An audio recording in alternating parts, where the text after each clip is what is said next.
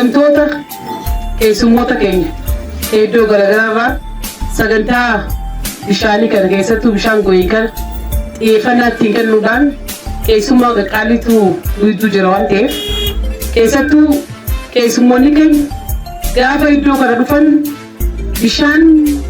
go'ee bishaan akka nuffate hundi keenya waliin beekna jechuudha. Haa ta'u malee garuu bishaan kana bu'uurarraa jijjiiruudhaa fi bu'uurarraa uummanni keenya rakkoo garaagaraa fakkaan saaxilamneef dhukkubaaf akka saaxilamneef horiinis kophaa akka dhugu namnilleen kophaa akka dhugu taasisuudhaaf maqaa kiyyaa fi maqaa uummataa irraa fedhisiin haa galatooman jechuun barbaadata taqaabilee galaaf. Bishaan kun gaafa bishaan kana kallattii agarsiisnu gaafa jenne bulchoota keenyaa fi uummanni keenyaas bishaan go'ee kana cufuuf deeman mootummaan cufsiisuuf deemanii ashaguuf deeman jettanii sodaa guddaa keessa galaa turtan jechuudha. Sodaa guddaa keessa suma galtanuu isin dura dhaabbannee waan mootummaan uummata fayyadne waa takka illee waan hin gooneef namni bishaan kana cufuus ashaguus waan hin jirreef nu amanuu qabdanii gaafa bishaan kun cufa ammaas immoo seenaanis akka nu gaafattu waliin dubbanneeti waltajjii gurguddoo meeqa uummataa wajjin manguddoota keenyaa wajjin abbootii amantaatiin wajjin caasaa fi bulchoota keenyaa wajjin gaggeessuudhaan bishaan kana akkatti bishaan itti goone hundi keenya waliin beekne waan ta'eef baga gammaddan jechuun barbaada. Dhaabbata rakkoo uummataa bu'uura irraa hiiku jechuudha. Rakkoo bulchiinsa gaarii hammaataan uummanni keenya duraan kaasaa ture rakkoo bishaaniiti. Keessattuu nagee abbaasaa keessatti ufuu abbaasaa keessatti rakkoo roobaatti hojiinis wal qabatee bishaan dhugaatii hojiinis wal qabatee rakkoo hammaataan akka jiru hundi keenya waliin beekna jechuudha. Haa ta'u malee garuu beekduma jiru kana kallattii kan qabsiisuu qabna.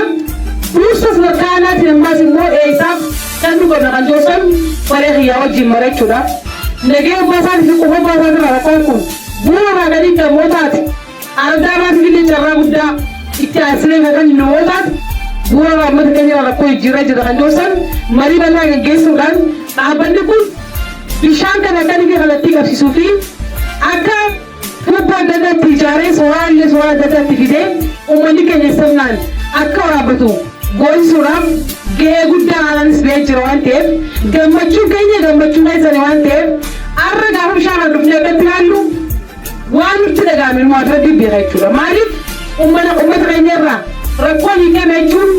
aanaa irraa hiikamee jira gosoota keenya irraa hiikamee jira oromiyaa irraa hiikamee jira waan ta'eef ani keessummaan keenya karaa guddaa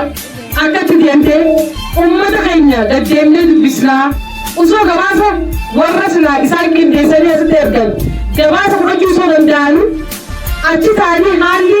aanaa fedhis maal fakkaata haalli nagee abbaasaa fi quba abbaasaa maal fakkaata kan jedhu san gabaasni fudhamuun suma danda'amu